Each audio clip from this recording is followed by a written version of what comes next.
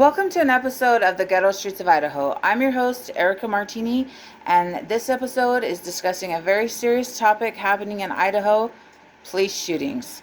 As the city of Pocatello prepares for legal representatives of the family of Victor Perez, a 17-year-old nonverbal autistic boy who was shot by the Pocatello City Police, prepare to file a lawsuit against the city, I would like to share with you a few other stories and talk about some alternative methods and training that happen here with the Idaho State Police. I'd like to share with you today a few of the other tragic incidences and stories of other victims that were killed by Idaho State and local state police officers, and discuss the methods that the officers used during the altercations, and talk about how things could have been handled differently if we think they were handled correctly. Idaho is a state that it is legal to use lethal force, and I think that Idaho State Police are overusing that power, and I am a huge advocate for non-lethal methods of detaining an assailant, whether they be a wanton criminal or experiencing a mental crisis. We can discuss some of these methods after I show you this first video. My condolences first of all go out to Daniel Ryan's family. He was killed this night. It was in September of last year. The footage was just barely released to most Idahoans, and it is a dash cam video. And this is what Idaho State Police feel comfortable letting us see. So let's take a look. Video from a high-speed chase that led to a deadly shooting involving Idaho State Police troopers. It happened back in September along I-84. While we are not showing the shooting, we do want to warn you that the movements leading up to it might be disturbing for some viewers. Digital reporter Cole Quinn takes a look at the investigation into what exactly happened.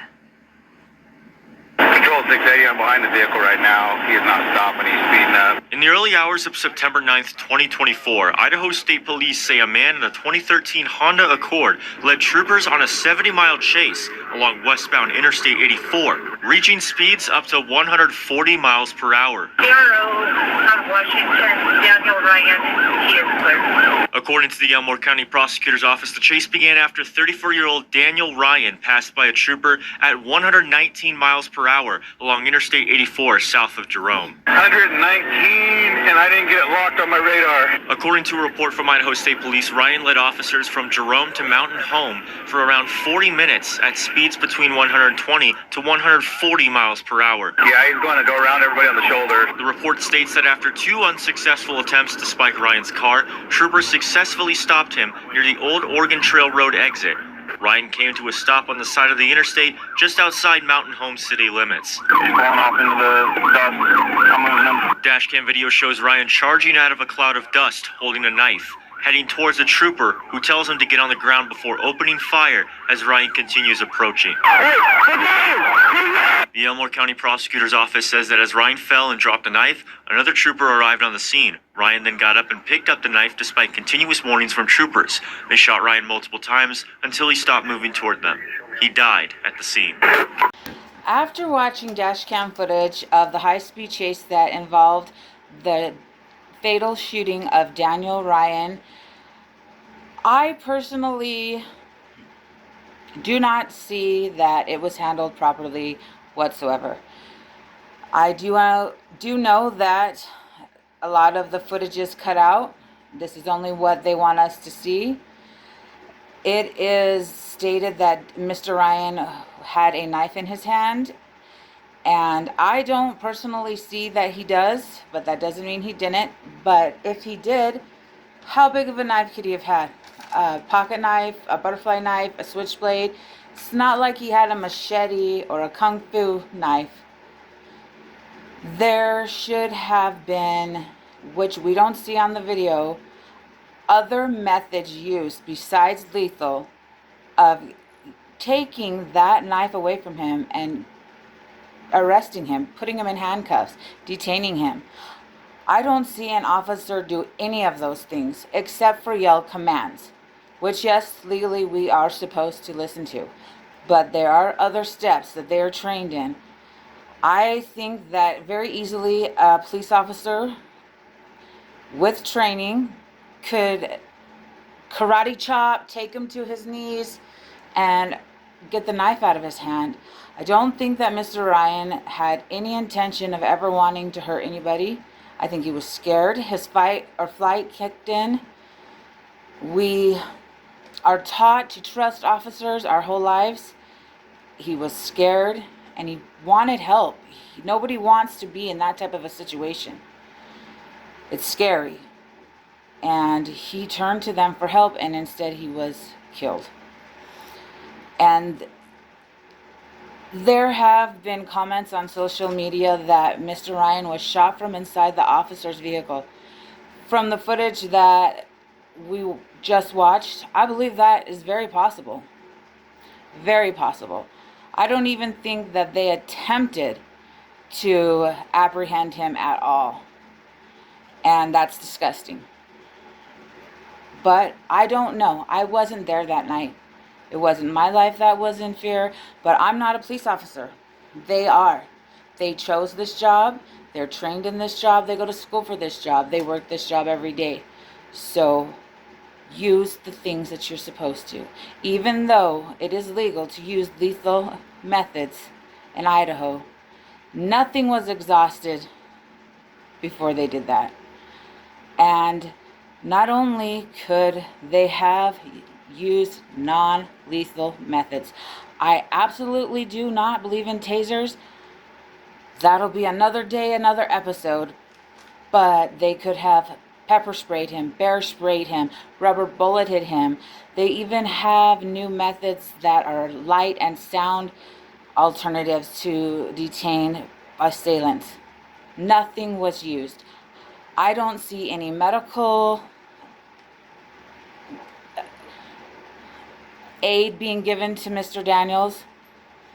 All officers were cleared of any charges, and I'm sure that his family is heartbroken and just screwed over like most Idahoans.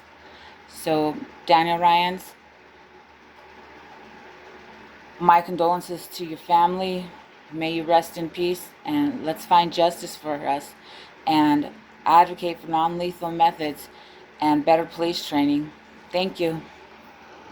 The next clip that I'm going to share with you is of the fatal shooting death of Joshua Ramirez in Bonneville County, Idaho, which is pretty much Pocatello, Idaho.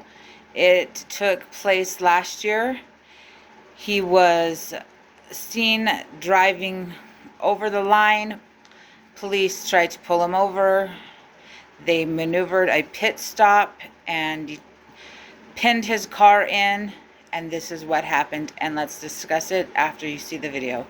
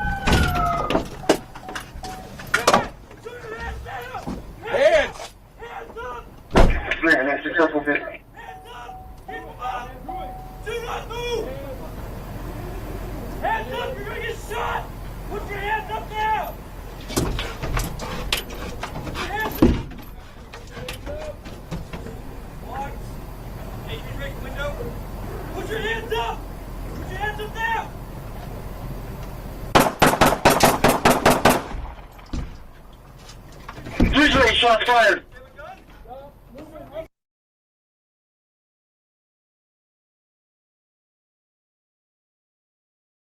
Hands! Hands up!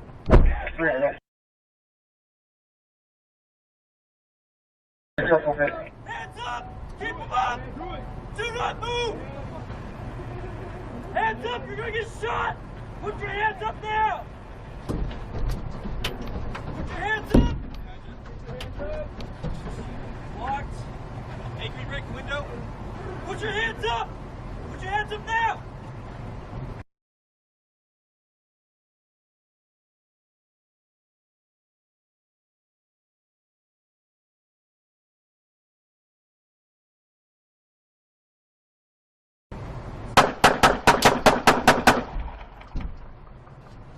Three shots fired.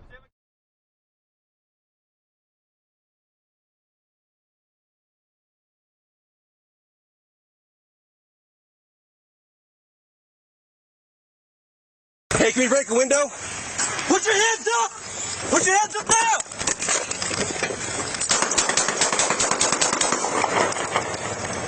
Three shots fired. Does he have a gun? No. Start reaching for something! Crossfire! Crossfire! I'm moving!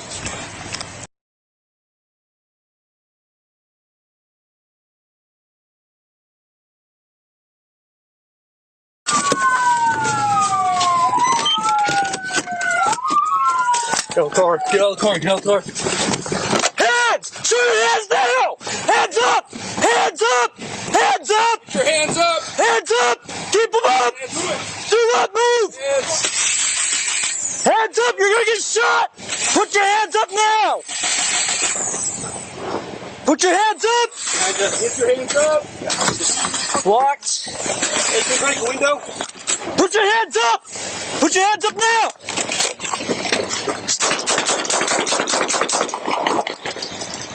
Three shots fired. Does he have a gun? Stop. He started reaching for something. Crossfire! Crossfire! I'm moving! I'm moving! Put your hands up! On you! Hands up! Do we have a gun? I don't know, he just started reaching in the back. I couldn't see. Okay, we need to cover this. We need to get him out. Okay, hands are clear. Can we move to that driver's side, try to break a window? He's pinned. Okay. I need cover here. We need to open this door. I got you over here. I'm going to cover. You reach, try to grab the, unlock the door. It's locked. If I unlock, I'll cover him. Okay. Unlocked. Okay, holstering. Try to get a cover. Got you. Hey, bud. Can you hear anything?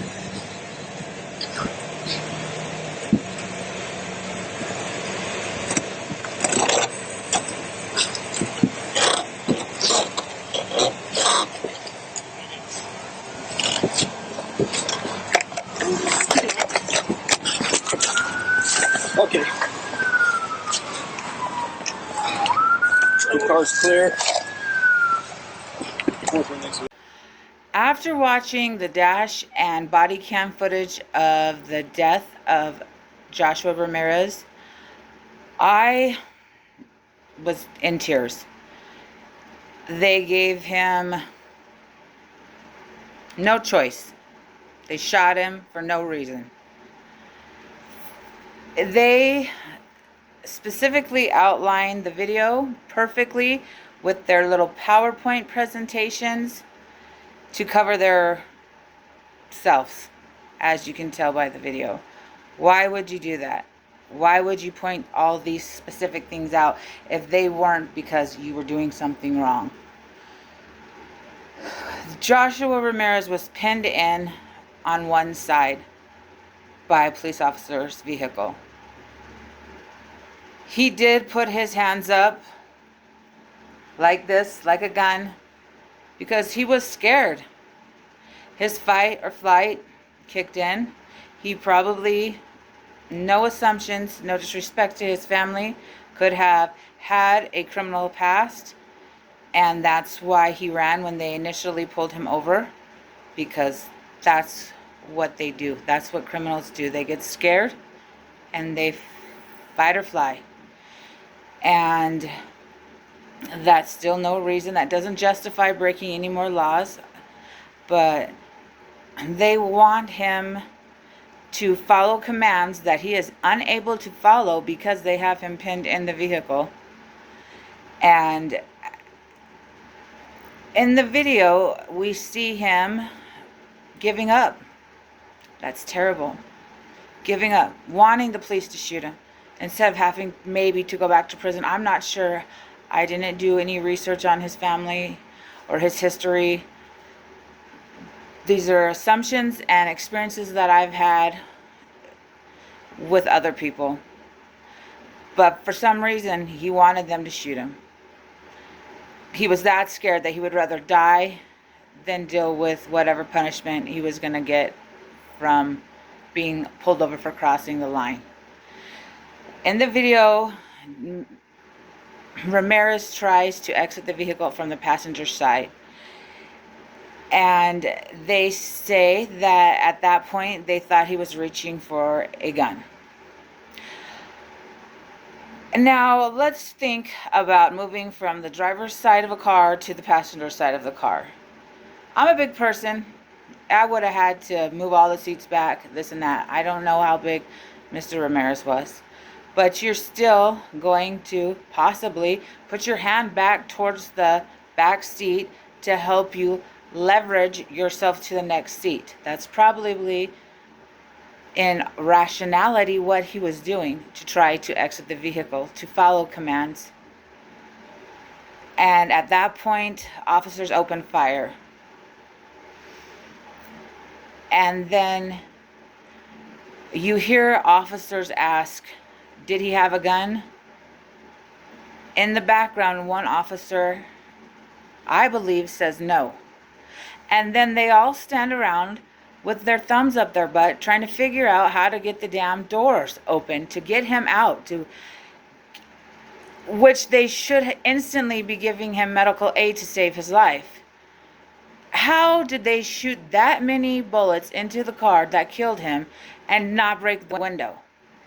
How do they not have batons to break the window, to unlock the doors, to get him out of the vehicle, instead of standing there discussing how the hell they're going to get him out of the car? Once again, no medical aid was offered. No reasonable methods were used besides lethal in detaining Mr. Ramirez. And of course, like always, I say, there's non-lethal. And my condolences go out to Mr. Ramirez's family. And I want them to know, just like the rest of these victims' families, this is why I'm doing this. This is why we're here. These are our stories. This is what our lives are like in Idaho. And we live in a very corrupt, unjust system. Of course, all officers were cleared by the CIT team, which is the special unit they have for people who are experiencing mental crises. And we'll talk about that after the next clip. One of the most controversial topics in Idaho, and I'm sure in every state, is training for police officers, handling calls that involve people who are in a mental health crisis. A huge percentage of our juvenile and adult inmates in Idaho are incarcerated because of mental health. And I do not believe that there is any way to train an officer enough to handle a mental health situation. They are not doctors. They did not go to school. They are not educated in mental health. Not to mention, even if you are a psychologist in mental health, every time somebody is having a mental health crisis, it's different. Not to mention the escalation of the situation from trying to be calmed down by your family and then the police. I do believe that there should be some training for officers to handle speaking to the person that is having the crisis. and then a non-lethal method should be used to detain and get them to where they need to be to get the help that they need instead of killing them. I am not an advocate, like I mentioned before, of tasers because they're just like guns and Idaho officers misuse them, and we have several cases of deaths from tasers, being tased 20 to 50 times while the victim's laying there begging them to stop. But there are pepper sprays, bear sprays, rubber bullets. They even have new ways of using sound or lights that can distract someone long enough to detain them. And that is way easier, way more efficient, way less lethal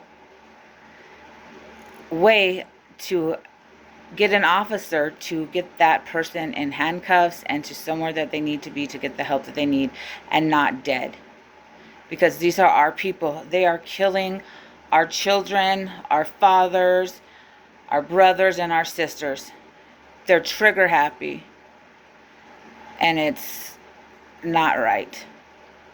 So the very last clip that I'm going to show you is probably one of the most disturbing that you'll see.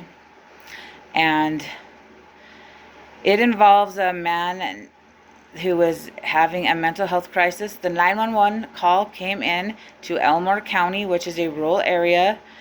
Idaho does have special programs for mental health crises. They do not have one specifically in Elmore County, but they are part of the rural connected area that does have a CIT program. And they also have a mobile response team that can come. I never seen or heard any time in any of these clips where I have watched where someone's experiencing a mental health crisis where a doctor, a mobile specialist comes to help in the crisis. But what's even more disgusting about this video is what the officers say. Let's just watch it. Show me your hands, Michael! Show me your hands, Michael! Drop the knife! Drop the knife! 015, we got one at gunpoint. Drop the knife! Drop the knife, Michael! Drop the knife! Drop the knife, Michael! Michael! Drop the knife, Michael! Michael, drop that knife, dude. Just talk. No, we don't want to shoot you, man. Drop it! We don't want to shoot you, man. Just talk to us. What's going on? What's going on? Get away from the window. Don't, Michael, drop the knife, dude. No. Michael, don't. Don't. Clearwater 2015, shots fired.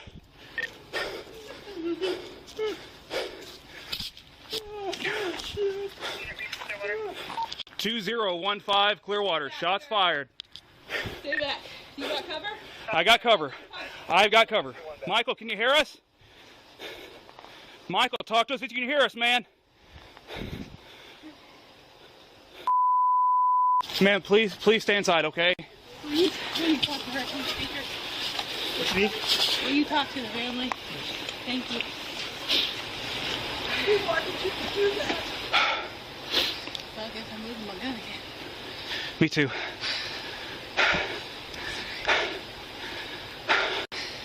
We didn't have a choice.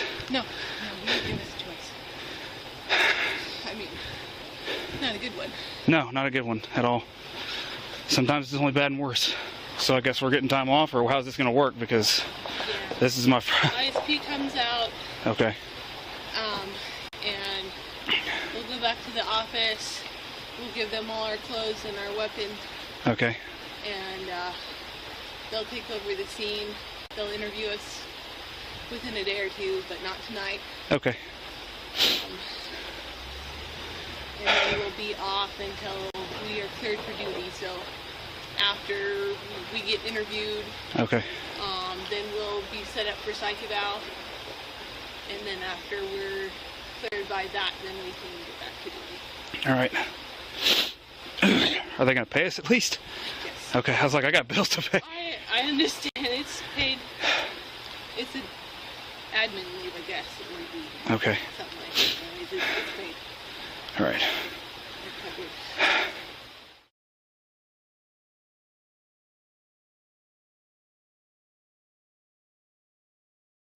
Wow, right? What a video. That was body cam footage of the fatal death of Michael Trappett on January 21st, 2022. I have to correct myself. I called it Elmore County. It was in Clearwater County, Idaho. But who cares, right? Let's just go straight to the point of what those officers said. Sheriff's Corporal Brittany Bruckoff clearly says, I guess I'm losing my gun again. I guess I'm losing my gun again. While Deputy Randall Karoff worries about his own self and discipline instead of offering Michael medical aid. While you hear in the background his family, who just witnessed everything, cry out, why did you do that to him? Why did you do that to him? And all they care about is what's going to happen to them. No medical aid was offered. I hear no dispatch for 911, nothing. Just worrying about their damn selves. It's disgusting. Corporal Brittany Bruckoff, you're sick. You make me sick. And the fact that you hold a higher ranking and you're training people, that's even more disgusting. This man was having a mental health crisis. You followed him around the corner. He turned around to continue to speak to you because he was scared. He wasn't okay. He didn't feel right. He wanted your help. You took an oath to serve and protect the people of Idaho. And that's all he wanted from you, was to be protected and saved and served when he wasn't feeling good. And instead you killed him and then worried more about yourself. Another key point that I found interesting in this is when she's going over what will happen next when the deputy is so worried about his poor ass, is that the ISP waits 24 hours to interview the officer after a shooting. 24 hours. 24 hours. That's a lot of time to forget specific details, get a story straight, to cover yourself. I understand that there are times when officers are in danger and they do have to use lethal force. And that messes with their heads, I'm sure. I thought nobody really wants to kill somebody. It's gonna mess with your head. And 24 hours, that's too long. They should be interviewed right then while everything is fresh in their mind, so they don't have time to get the story straight. There was no medical aid offered. None other methods used to detain Mr. Michaels. At one point when he walks around the corner in the video, Corporal Brittany Bruckoff is close enough to him to kick him in the knees, knock him to the ground, and take the knife and put him in handcuffs. Did she do it? No, she didn't. So why did the deputy shoot him? He turned around looking for help. And you let him down, Idaho police. You're doing a great job in protecting and serving us. Killing us. So, this is what happens in Idaho. These are just a few. Yes, we don't have huge numbers like some states of police killings, but we don't have a high population. But we are experiencing more and more police shootings every day, every year. More crimes, more inmates, more juvenile crimes. And we have to advocate. We have to help one another. Nobody else is going to help us. We have to help one another, Idahoans. And this is the Ghetto Streets of Idaho. I'm your host, Erica Martini. And this is the story of our people. Thank you.